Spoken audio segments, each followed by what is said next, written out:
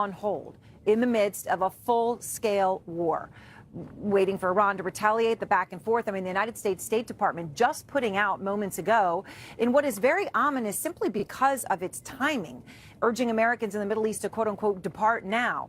The reason I say it's ominous is because it's too late for people to depart from so many places. This warning going to Americans in more than a dozen countries. That includes countries like Egypt, which currently does have commercial flights, but it also includes countries like the one we're standing in now that does not, the UAE that does not, Qatar, all of these countries that there are no commercial way to get out of right now. Iranian warplanes, for the first time, meantime, entered Qatar's airspace. They were quickly shut down by Qatar. It was the boldest move yet there. Those were Su-24s, fighter jets from Iran, and the IRGC, the Revolutionary Guard, tonight insisting that the recent losses to Iran, including the death of the leader, the supreme leader, they say have not shaken the country, but rather made it stronger. Obviously, in many senses, that's patently false. But what they're saying is the enemy should know that their happy days are over and they will no longer be safe anywhere in the world, not even in their own homes. An ominous threat. And that threat is coming as we're learning 2 more Americans were killed in that initial strike on an American base in Kuwait. And that means that at least six Americans have died so far in this war, in that incident on that base. We understand that at least 18 others were seriously wounded, and that is all we know of their condition right now. We have new video that shows smoke rising from that U.S. facility, which we understand was sort of a temporary facility that had been used, a staging facility that was struck on that base. And President Trump tonight is not ruling out what would seem to be an unthinkable escalation, but at this point nothing is, talking about sending troops into Iran. The images that we have seen so far, if that is the case, would be the very earliest stages of this war. President Trump, in an interview with our Jake Tapper, saying that the, quote, big wave is yet to come. Part of a war that we have no idea how long it will be. Trump is now saying that it could be up to several weeks. Whatever the time is, it's okay. Whatever it takes, we will always, and we have right from the beginning, we projected 4 to 5 weeks, but we have capability to go far longer than that. We'll do it. And the crisis sending shockwaves around the world. World's busiest airport shut. The impact to economies now extremely significant, as well as economies around the world with oil and gas. An Iranian general announced tonight that they have closed the Strait of Hormuz, which, of course, practically they can't do. They don't control the entrance, but they can do in terms of its operation. 20% of the world's oil passes through it. And the official warned that any ship trying to pass through will be attacked by Iran. That's when I say a de facto closing. And we have already seen explosions on ships there. Those, we're showing you some of that right now. Today, I spoke to the CEO of an oil tanker who has 3 tankers right now along the edges of the strait, and he told me that they are right now focused on the most basic thing of all, keeping their crews safe and alive, adding, for the first time, I am worried now. We have reporters spanned out across this region tonight as this war grows, along with Jim Sciutto with new reporting in Washington, Jeremy Diamond here in Tel Aviv, Matthew Chance in Beirut in Lebanon, and Clarissa Ward again in Iraq tonight. I want to begin, though, with Jim Sciutto because, Jim, the escalation here, significant. We're in the midst of what we understand is the most intense series of strikes so far in Iran. We're starting to see perhaps some of the retaliation from that here in the past hour. Unclear if that was related or not. What are you learning?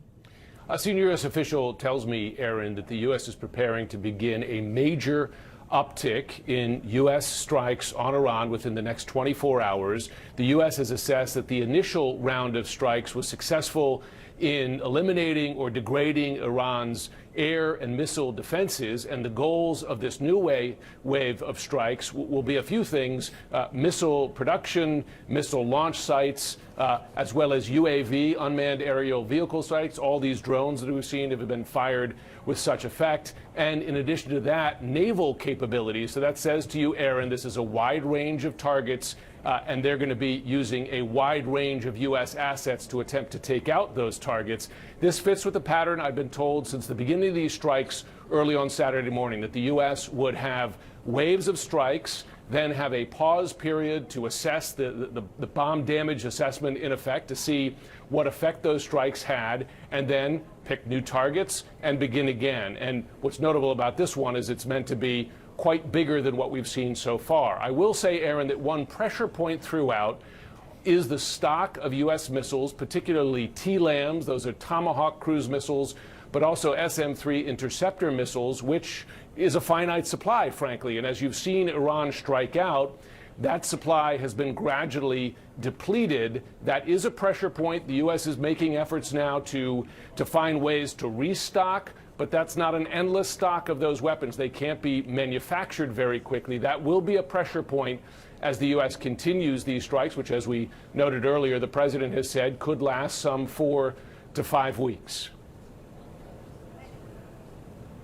4 to 5 weeks. All right, Jim Sciutto, thank you very much with new reporting. And I want to go to Jeremy Diamond here also with new reporting. Jeremy, here in Tel Aviv, and we were just together during those last strikes that came into this country, that we are in the midst of, even in this current moment of silence, the biggest wave of strikes so far. Yeah, and what Jim is saying is very much backed up by some of the Israeli officials that I've been talking to as well. One of the interesting data points that I've heard is that in the first 3 days of this campaign, the United States and Israel have struck about 1,200 targets altogether, and we're currently in the midst of an intense 24-hour period whereby tomorrow that number is expected to have at least doubled, according to those Israeli officials. Oh. And what that also means is that it's going to have an effect on the ballistic missiles that Iran is currently firing at Israel. Israeli officials I've talked to have indicated that already they believe Iran's capacity to fire those missiles has been degraded, but they say that by tomorrow night, that number is going to start to drop off of a cliff, that you are going to see a significant reduction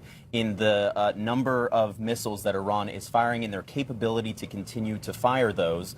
That is the expectation. Again, that is the assessment of Israeli officials. We will see by tomorrow night if that actually comes to fruition. All right, so there's a lot of claims being made, and whether it comes to the goals of the war itself that keep shifting, claims that are being made about what's really happening, and it's very hard to know the truth. Okay, what is your reporting about what the United States and Israel have actually hit in Iran so far? You talk about 1,200, they want to double that in the next 24 hours. They're saying, we've accomplished so much. What have you been able to figure out in terms of the facts? Well, obviously, Israeli officials have been touting the decapitation strikes that they've carried out. Not only the killing of the Iranian supreme leader, but some 48 other senior Iranian officials who they say they've been able to kill. And that was really in that opening wave of strikes that we saw on Saturday. But since then, what they've also been hitting is obviously these ballistic missile launchers, the batteries that supply those launchers. And also, they're going after Iran's internal security forces, the Iranian Revolutionary Guard Corps. I'm told that those will be two key focuses of the strikes that we're seeing right now happening in Iran. Right. In addition to that, we've obviously been seeing those ballistic missiles coming in, and we do have some video of one of those missiles that was coming in tonight. We've shown it to some experts. There's some indication that this could potentially be Iran using cluster-type munitions. These are missiles that could break up in the air. We're not sure if this was intercepted or not. But the Israeli military has already accused Iran of using cluster-type munitions over civilian areas, and they say that these are intended to do damage to civilian targets. That's the accusation from the Israeli military, and in looking at this video, some experts suggest that that may be what we've seen tonight even. Yeah. All right. Jeremy Diamond, thank you very much. And out front now, Seth Jones and Nazila Fathi. We're going to be joined by New York Times senior reporter here in Tel Aviv in just a moment. Seth, really important here between what Seth is saying and also what Jeremy's reporting. What Jim Sciutto's reporting and Jeremy, which is what's happening with Iran's capabilities. Jim is saying that a senior official is telling him that missile stocks are running low. I mean, so let's just go through what you know, because so much of this, we know that there's a real limitation on the amount of missile defense that the United States has, right? And it's getting degraded quickly at the rate it's being used. So then you're running a math game against how much they are able to degrade in terms of Iran's capability to come outbound and require the use of that missile defense. So what are you learning? Well, Aaron, one of the things that we're learning from the U.S. is this is a race right now of U.S. attempting to degrade Iran's capabilities, missile, ballistic and cruise missile, and then drone capabilities to strike U.S. targets, to strike Gulf states, and we've seen them go after the energy infrastructure. The bombs that the U.S. is using many of them are things like joint direct attack munitions, which are relatively inexpensive, and the U.S. has a lot of stockpiles. But where Jim Sciutto is exactly right, it's the THAAD interceptors, air defense systems, and it's the Patriot interceptor systems on the defensive side where the U.S. does have a finite stockpile. I mean, U.S. ran through over a quarter of its entire THAAD stockpile last year, helping defend Israel from Iranian strikes. So the quicker the U.S. can go after Iran's capabilities, the more it'll be able to save those defensive systems. Right, and as you say, in that sense, truly a race against time, because when you see what's coming in and already breaking through here, you've seen a higher death toll than in any other attack so far. Ronan Bergman of the New York Times is also here with me in Tel Aviv. And Ronan, would you talk to your sources? Seth's talking about this, in a sense, race against time, that the U.S. and Israel are trying to degrade Iran's missile capabilities at a faster rate than Iran can, overwhelm the limited defense capabilities that the U.S. has. What are you learning about Iran's capabilities right now, its strength? So, hi, good night.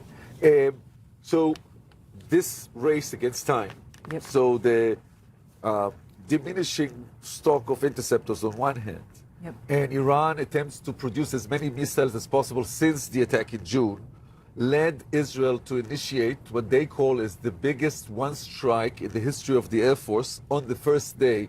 After killing these seniors, the next thing that happened was 200 airplanes going into a massive raid mainly on western Iran, trying to kill as many components of the missile project as possible, mainly focusing on the launchers. So this is the key point. They have more than 1,000 missiles, but they came to the war with an estimate of 450 launchers. And you cannot launch without a launching pad. Without a launching pad, So they can have as many missiles they can, but the launchers are the key. They are the bottleneck. They say, the IDF estimate that they were able to destroy that day something like a half, and there are even more optimistic estimate of how many. So like something like 200, maybe more. This is the reason why we are seeing an inability of Iran to launch 30 together, 40 together. They were planning to launch 70 together. And of course, every missile that crossed the air defense is horrific, but it's much less, far less than what they wanted. The other thing is that they have an ongoing shift of drones, of killing drones, 24/7 at the skies of Iran. The Iranians are ballistic, they're crazy. How Israel was able to maintain this kind of regime when Israel is far away, takes a long time, the drone is slow, it needs to fuel, but yet they have drones over their head. So every time, that's the goal from the IDF, the Israeli Air Force point of view, every time a launching pad comes out of a tunnel, it is hit. Not necessarily, not always, but in many cases, the goal. And just diminishing the numbers. Such crucial detail that you're sharing. And Nazila, what does this mean in terms of what's on the ground? I mean, we know here in Israel, right, that this has been more deadly than any strike so far, and that people have been killed in a synagogue. I mean, it's a huge tragedy. And in Iran, incredible tragedy too for civilians. I know you've got friends and family, there, and you've been talking to them. But in terms of what Ronan is talking about right now, when they are going after everywhere they can members of the IRGC, you're actually hearing about what that means on the streets of Tehran when someone who you might not know lives in the IRGC, but then you find out because all of a sudden your house is destroyed. What are you finding out? What are you hearing from people inside the country? Yes, Erin, unfortunately, people are finding it the hard way. I've spoken to people who have been forced to leave their homes because the house next door was shot. And now their homes are unlivable too. And they had no idea that the house next door was an office for a Revolutionary Guards commander. I spoke to somebody else who said the police station near their home was hit, and they were in a complete shock. People are telling me that they are under very intense bombardment. And they are left on their own. They have to fend for themselves. There are no sirens. There are no shelters. They are getting no sense that there is any protection from the bombardment. So, again, we go back to the same thing, that Iranian people are the ones who are paying the highest price for what's happening. So far, over 500 people, mostly civilians, and among them over 100 kids have been killed. I mean, the girls' school, one of the most horrific tragedies imaginable. Seth, today, when we talk about right now, in the midst of what they say is the greatest assault since this began, which is obviously hugely significant in the context of what Ronan's talking about, right? Having those 200 planes ready to go at the onset. Okay, that is all air, though. Okay, not boots on the ground. And now tonight, the big development, President Trump is not ruling out putting boots on the ground in Iran, American boots on the ground in Iran. Do you believe, Seth, that that is a real possibility? Well, Aaron, I think the question would be what kind of boots on the ground would the president put? I mean, it would be unusual for the U.S. not to have some types of boots on the ground. I mean, if folks remember in 2001 in Afghanistan, the U.S., much of that, the strike took place with air power, some naval assets as well, and U.S. CIA and Special Operations Forces were on the ground. In Libya in 2011, it's an air campaign, but there were small numbers of U.S. Special Operations and CIA units on the ground operating under what we call Title 50 authority, which is a covert action program, which means the president actually does not have to tell the American public, and in fact can actually say quite the opposite. He can lie about that in public, that the U.S. has forces on the ground. And they would be very small in number, but that is an option, and that would be pretty consistent. We saw, Aaron, last year that the Israelis had Mossad on the ground to launch drones inside Iran and for other activities. So it would probably be the norm to have some small numbers of boots on the ground. So, Ronan, amidst all of this is a crucial question, which is who's making the decisions in Iran. And we do understand already from some comments made by the foreign minister, Araghchi, who was out of the country when all of the senior leadership was assassinated.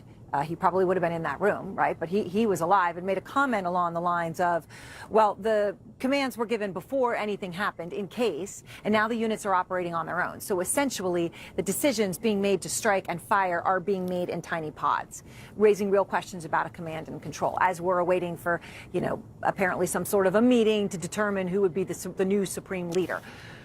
Is there anyone ultimately making the calls in Tehran right now?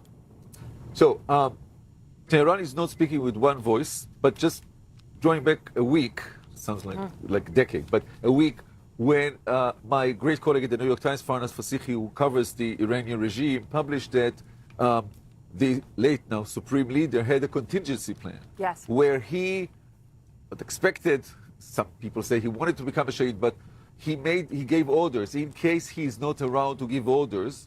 Right. Then the very senior official, Larijani, who is still very important and in the center of everything right now. Yeah, and he was the Speaker of the Parliament, and he was the head of the National Security Council, so someone very senior, but not part of the RGC.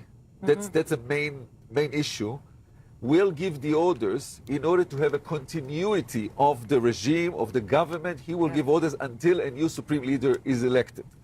So, and the assessment inside Israeli intelligence is that unlike the will of Ali Khamenei, they will choose one of his sons, probably Mujtaba. So Mujtaba Khamenei, one of the sons of the former Supreme Leader, of the former the late Supreme Leader, to be the next one to show symbolically that it's continuing. Which is the one thing that what they are trying to say to the world, it's not over. We are here and we are fighting, and we have someone to replace the guy that was killed. All right. Thank you all very much. I very much appreciate this as we are standing here now in the middle of the night here in what we understand to be the greatest strikes since the war began. Our breaking news coverage continues. Awesome. Israel Thanks. also now saying has a new front in the war. Striking Hezbollah targets in Lebanon. We're going to take you live to the ground, whereas only CNN can, to all these places, including Beirut next. As we are also following breaking news out of Iraq this hour, our Clarissa Ward just getting news of another attack where she is. We're going to go live there on the ground. And also breaking, as we continue here, sources are telling us that the U.S. Embassy in Riyadh, Saudi Arabia, was just hit by 2 suspected Iranian drones all the way in the center of Saudi Arabia. Nick Robertson is there in Riyadh. We're going to take you everywhere live. The relationship between the FBI director and the president has always been complicated. Standoff, the FBI, Power and Paranoia premieres Sunday, March 22nd on CNN. In a divided America, where do I fit? You tell me, ask your partner. Abby Phillip brings all sides to the table. Can you name one thing you do differently? The hypocrisy is so rank, folks at home. Classes in session. To talk about the issues. Congresswoman, it is false. The answer is zero. The policies. What is the Democratic Party about? Can you answer that question? And the biggest debates to wrap up your day. I hear what you're saying Trump believes in, but do you think it's a good idea? Newsnight with Abby Phillip, weeknights at 10 on CNN and watch on the CNN app. CNN This Morning with Audie Cornish, weekdays at 6 a.m. on CNN. In these troubling times, the world desperately needs a hero.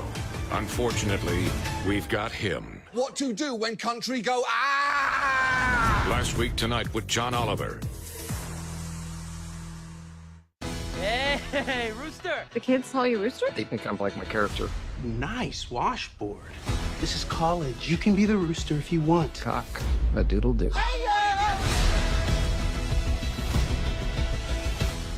All There Is Live, now streaming at cnn.com/allthereis. The Arena with Casey Hunt, weekdays at 4 on CNN and watch on the CNN app. Watch The Lead, weekdays at 5 on CNN and watch on the CNN app. The Source with Caitlin Collins, weeknights at 9 on CNN and watch on the CNN app. I get to call someone I've looked up to a colleague. We're two former White House correspondents with a tireless work ethic. We're ready for whatever comes our way. The Situation Room with Wolf Blitzer and Pamela Brown, weekday mornings at 10 on CNN and watch on the CNN app. 30 seconds. Wake up. Breaking overnight. Catch up. New details and more questions. Start your mornings here. This is a pivotal week. CNN News Central. Weekdays at 7 a.m. on CNN and watch at 8 on the CNN app. Taylor's engagement was just Princess Di level news. $2.2 billion in spend is projected based on Taylor Swift and Travis Kelce's wedding planning. A Taylor Swift wedding is a pinnacle moment of celebrity culture.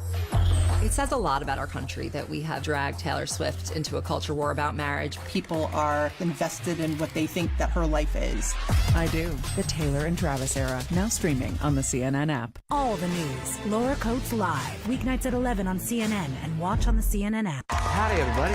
Look who we got on campus. We should hang out more, Matthew. Hey, come on, man. Doing it. I've never seen anything I've done twice. You seen Interstellar once?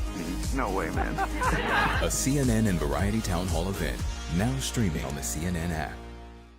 This is the work of a cold, calculating assassin. In a competition like this, every chef is swinging for the fences. This is the best lineup of bakers I have ever seen. Series premiere, The Ultimate Baking Championship, Monday, March 9th at 9 on Food Network. Grief isn't talked about much, but that's what my podcast is all about. Join me and my guests for a new season with new conversations about loss, life, and love. All There Is with Anderson Cooper. Listen at cnn.com/allthereis. Life on the Mars farm, it's anything but quiet. Every day is a lot of moving parts. Especially with a renovation business that never stops. There's no going back now. Oh my God! Yes. Fixer to Fabulous, all new Tuesday night at 8 on HGTV.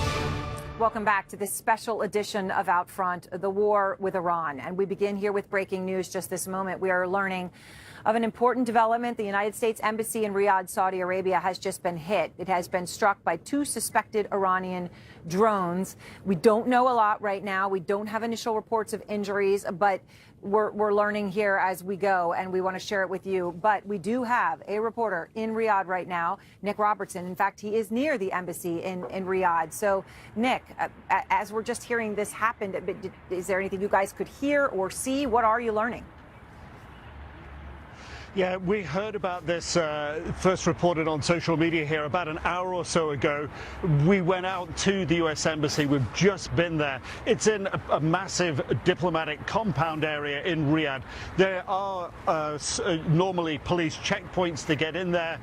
We got through the first checkpoint. We couldn't get through the second checkpoint.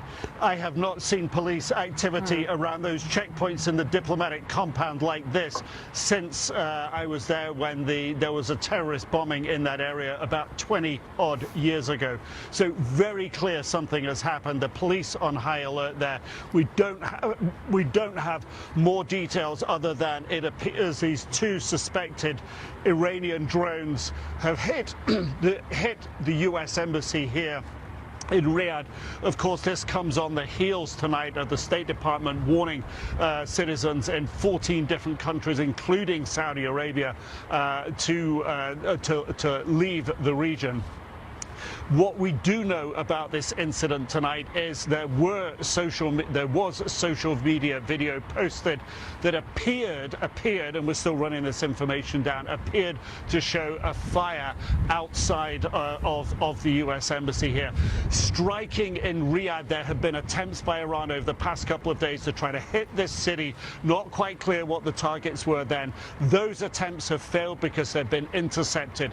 But the two drones are reported to have been involved, suspected Iranian drones. Fits a pattern we're seeing in Saudi Arabia. Today, the biggest oil facility here in Saudi Arabia, Ras Tanura, was hit by shrapnel falling from the intercept of two drones. This seems to be a tactic. It's an effort to make sure that the Iranians are able to defeat the defense systems, and that appears to be what has happened tonight. It is a big deal in this city. It will be of concern for Saudi authorities that drones were able to get through, penetrate a key ally and get to a key ally's embassy. So this is a worry here in this city tonight. Absolutely, and the distance you're talking about from Iran all the way in the center of Saudi Arabia, and so important. Nick, having spent so many times in places like this, saying that he hasn't seen police presence outside the embassy since 20 years ago, the massive terror attack. Obviously, hugely significant development as we learn more. We also have more breaking news from north of where I'm standing tonight in Lebanon. The Israeli Defense Forces are striking command centers for the Iranian-linked militia group Hezbollah in Beirut at this hour.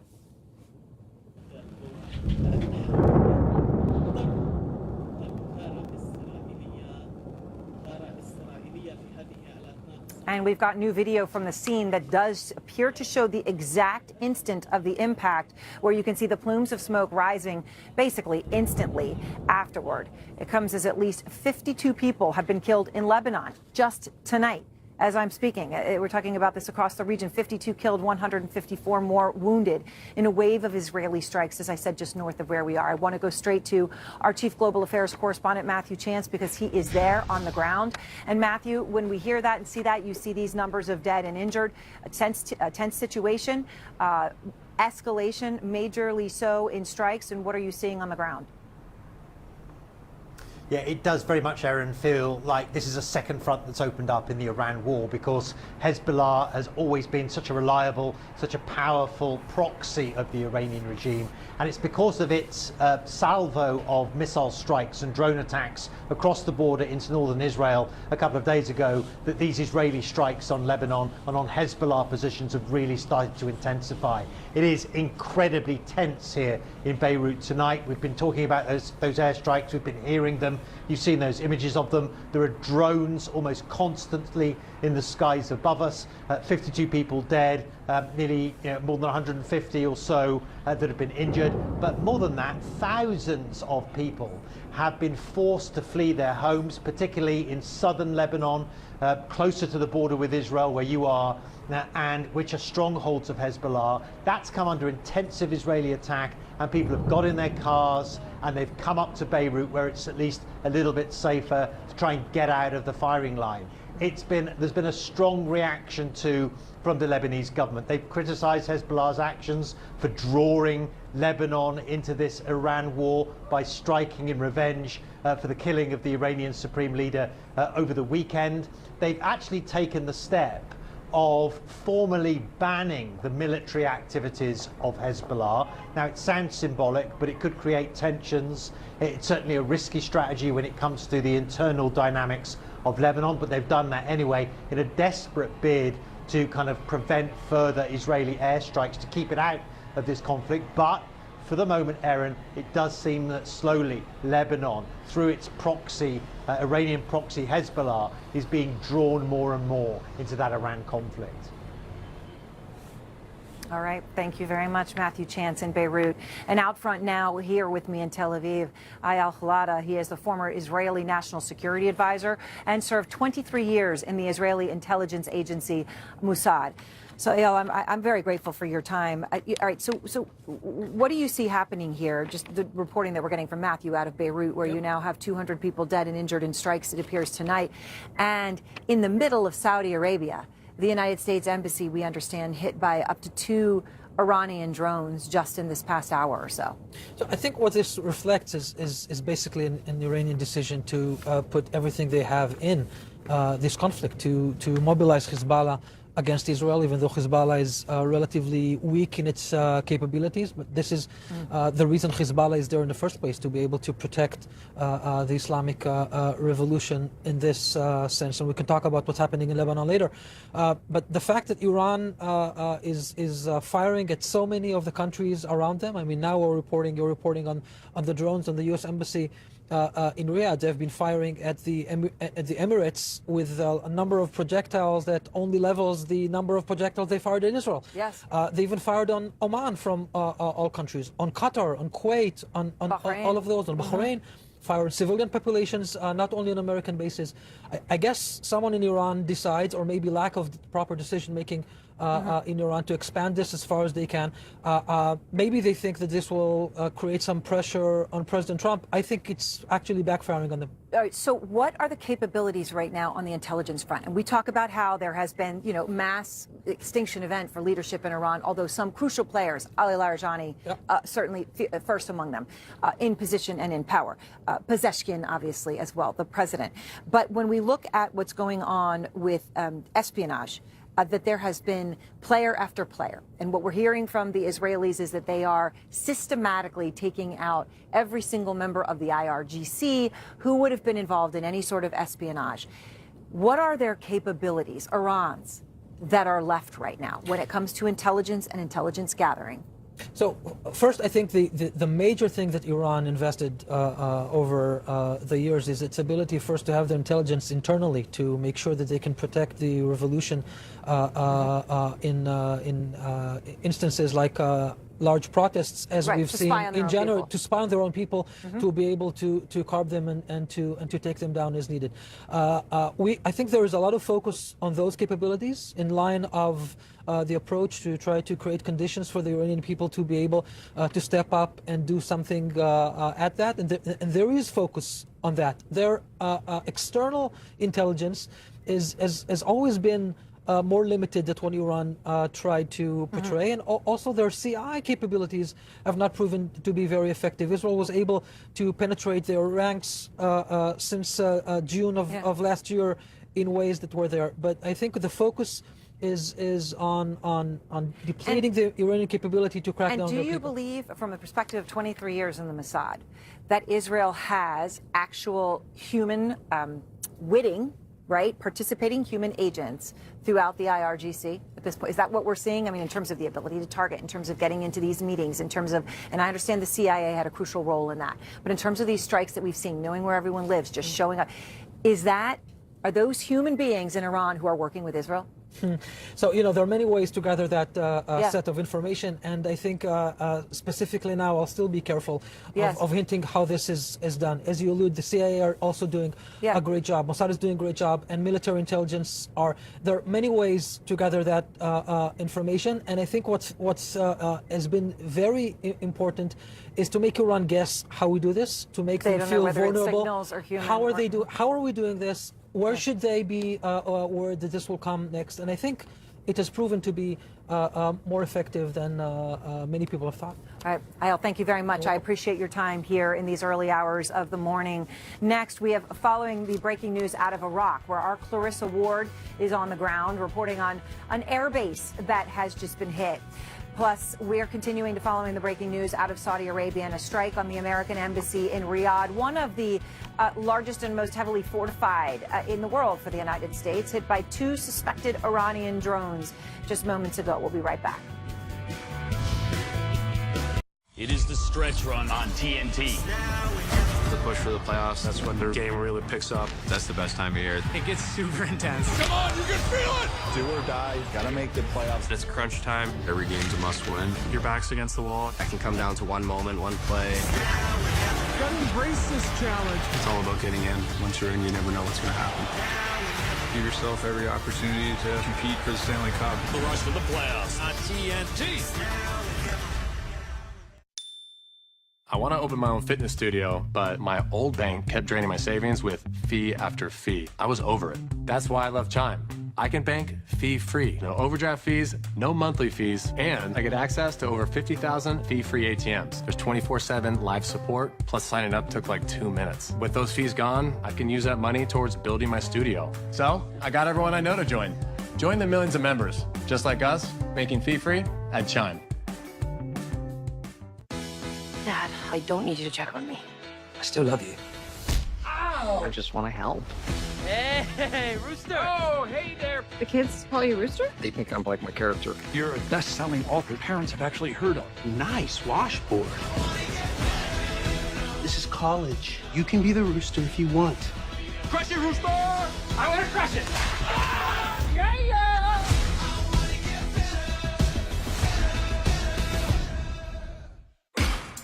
So I saw this app, DTF St. Louis. What's DTF? Down to... Wow. What's your dream?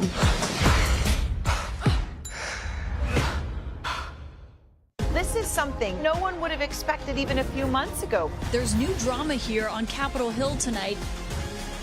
You know, I think a lot of women right now ask that question.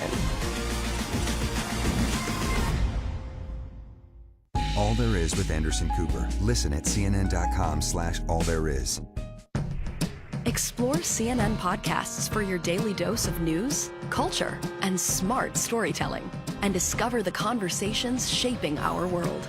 Follow and listen to CNN podcasts wherever you get your podcasts. Tonight on 360. The stories that matter. Anderson Cooper 360. Weeknights at 8 on CNN. If anybody knows about going to great lengths to realize a dream, it's the 5 Japanese-born players in front of their nation's fans for the first time. Homecoming, the Tokyo series, premieres March 27th on the CNN app. Disney Plus, Hulu, and HBO Max. It's the best of everything together. I hope you can walk because I'm not carrying you. The definitive predator. I miss all the gross stuff. It's the ultimate bundle for an unbelievable price.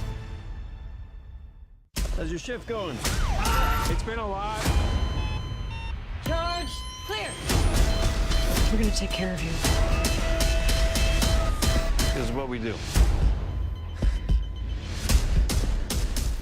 Welcome to All There Is Live, a weekly live stream where I talk to others about grief and loss. I don't think that I was ever prepared for loss. You'll hear deeply moving and honest discussions with people living with life-altering losses. We all have this common tragedy. Nobody's rushing to make it better. Grief is something that will live with you forever. It changes you, but it doesn't always have to be a negative change.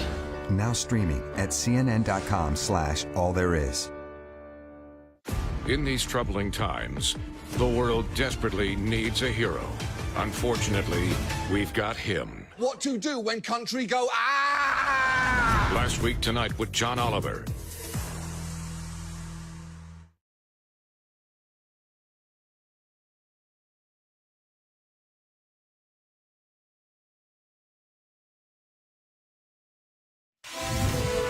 Welcome back to the special edition of Out Front, War with Iran. And we have more breaking news this hour in this intense night of strikes.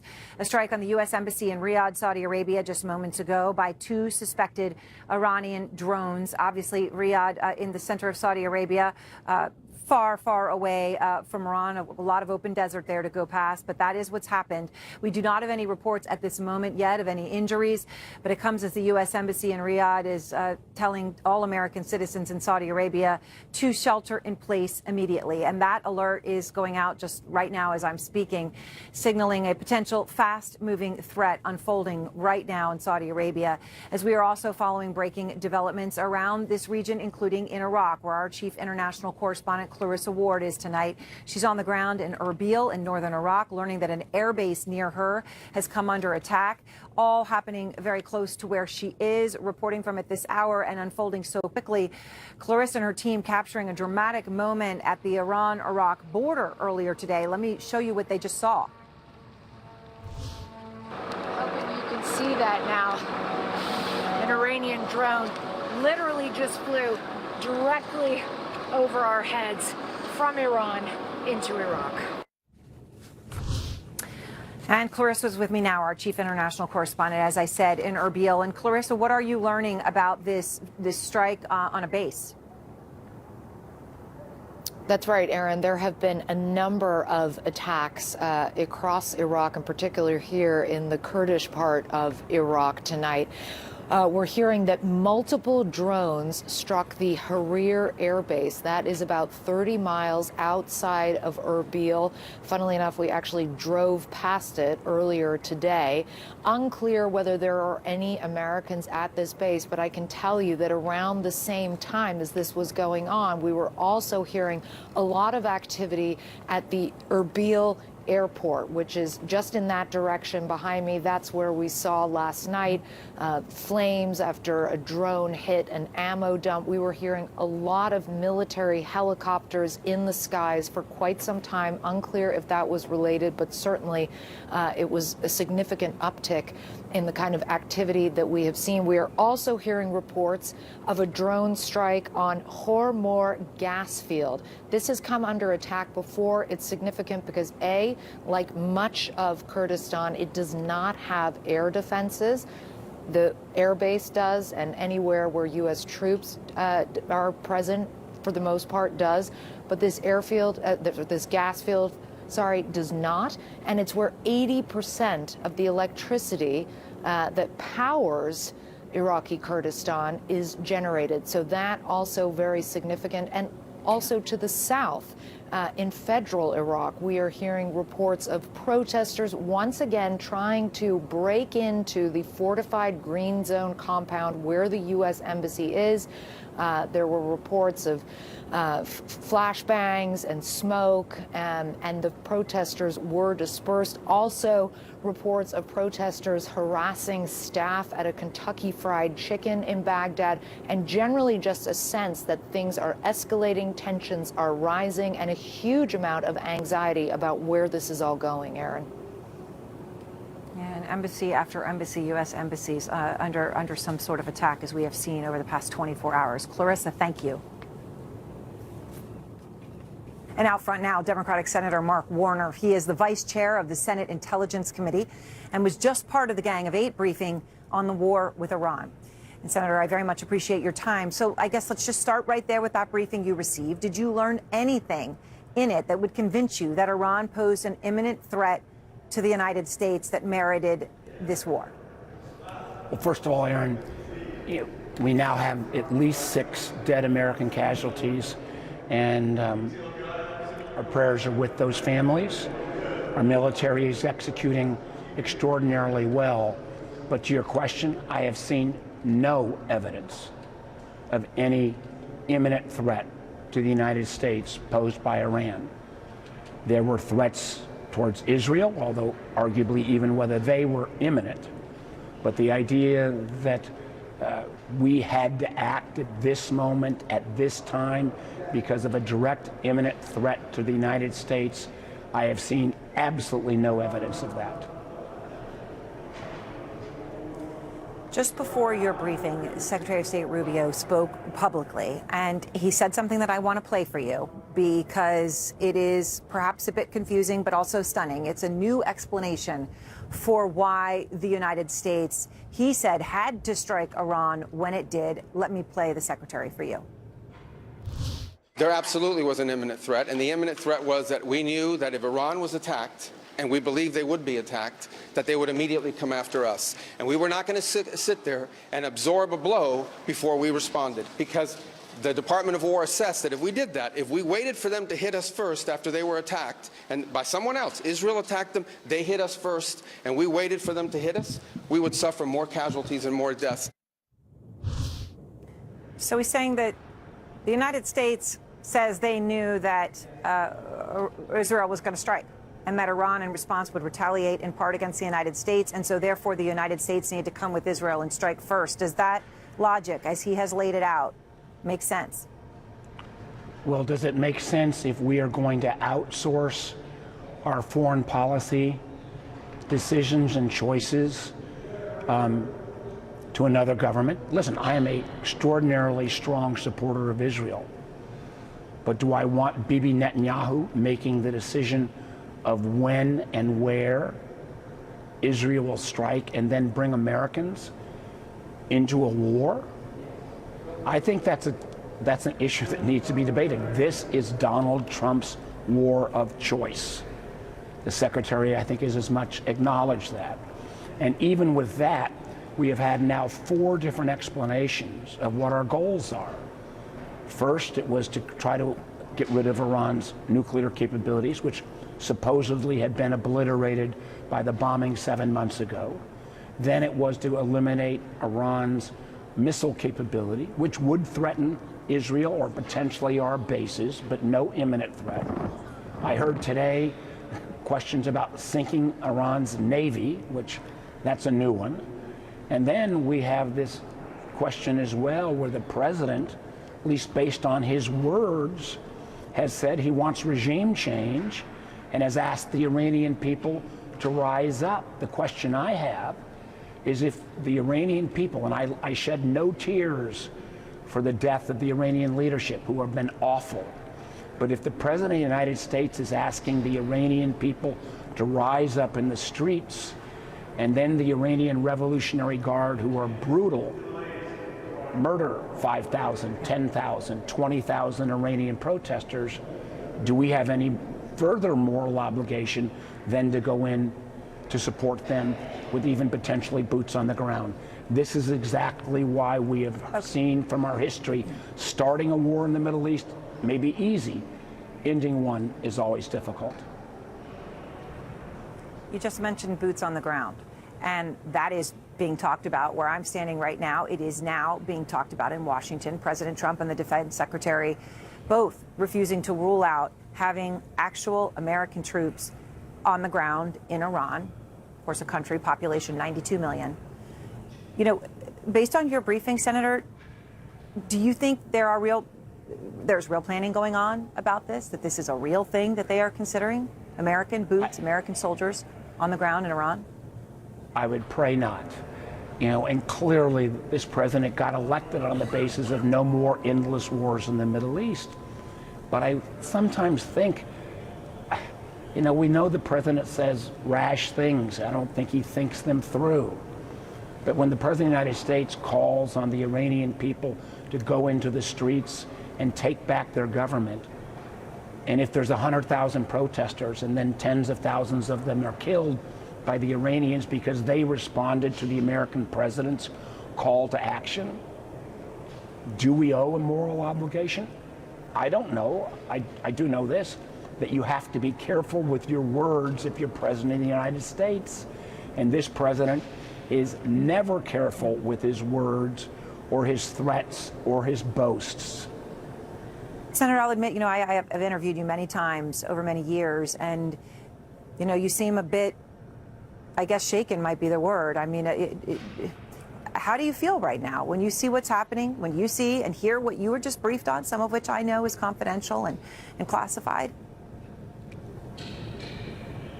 I just think that we didn't have to be here. I spent yesterday down in Virginia Beach, Norfolk, Chesapeake, where 40% of the people I were talking to had sons and daughters and friends that were deployed on the Ford and these other ships where their loved ones are in harm's way and potentially future casualties, because there was acknowledgement today that there will be more casualties. And if I can't answer them, what's our goal? Why is my kid potentially going to be put in harm's way? What is America's overwhelming interest that my son or daughter is going to be in combat and may perish? For what? And I can't give them an answer? Yeah, that is very, very sobering to me. Well, Senator, I'm grateful for your time. And as you say, the President of the United States has said that the casualty numbers could go up, and meaningfully so. Thank you very much, Senator. Thank you, Aaron. And next, we continue to follow the breaking news out of Saudi Arabia, where the U.S. Embassy has been struck by Iran. As far as we understand right now, the details just coming in. We'll be right back.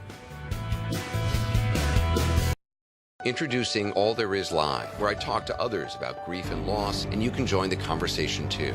Now streaming at cnn.com/allthereis. Disney Plus, Hulu, and HBO Max. It's the best of everything together. I hope you can walk because I'm not carrying you. The definitive predator. I miss all the gross stuff. It's the ultimate bundle for an unbelievable price. Hey, Rooster! The kids call you Rooster? They think I'm like my character. Nice washboard. This is college. You can be the rooster if you want. Cock a doodle doo.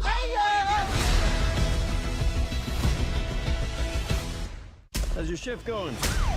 It's been a lot. Charge clear. We're gonna take care of you. This is what we do.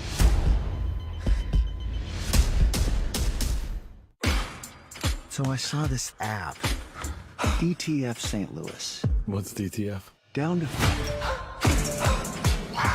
What's your dream? Standoff, the FBI, Power and Paranoia premieres Sunday, March 22nd on CNN. When you buy a house, you're buying the neighbors. It looks like an Osama bin Laden compound in Pakistan. There is 6 to 8 chickens, 10 to 15 chicken, 20 chicken. Oh, can't poop on me. Don't talk to my child that way. You will not talk over me. Back off. Sir. My attorney will bury you. All There Is with Anderson Cooper. Listen at cnn.com/allthereis. In these troubling times, the world desperately needs a hero. Unfortunately, we've got him. What to do when country go, ah! Last week tonight with John Oliver,